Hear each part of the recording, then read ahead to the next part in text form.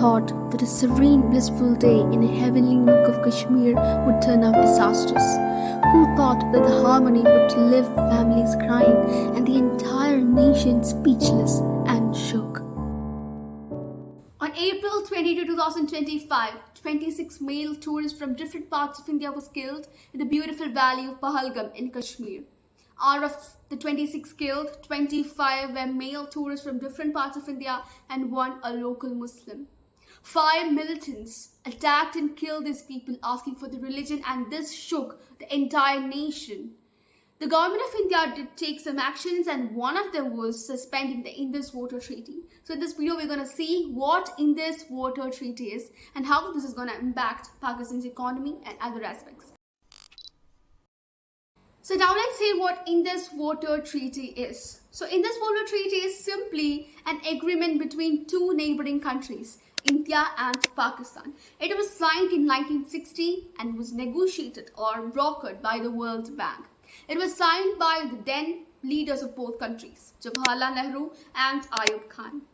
This is simply a water sharing agreement between two countries about the sharing of Indus rivers. For the purpose of this treaty, the rivers were categorized into two parts. First, the eastern rivers. Second, the western rivers. The eastern rivers include Ravi, Beas and Satluj, and the western rivers include Indus, Jhelum and Jhelum.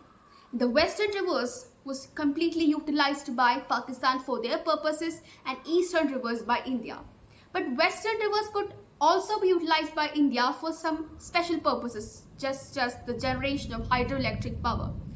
And this is generally considered as a very peaceful or generous treaty because 70% of those water resources are going to Pakistan for their exclusive purposes and only 30% is enjoyed by us.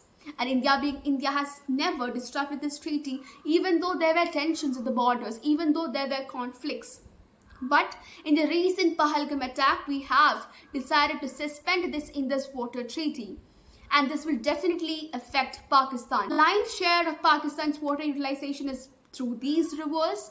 And once this is disrupted, the industrial activities, the economical activities, through these industrial activities, the household activities, agricultural activities, all of these will be hindered. And yes, Pakistan will be a great crisis. Pakistan will definitely be under the weather. I think this is a great example that generosity should not be taken for granted. So that's it. This is a simple explanation of what Indus Water Treaty is, and stay tuned for more videos. Thank you.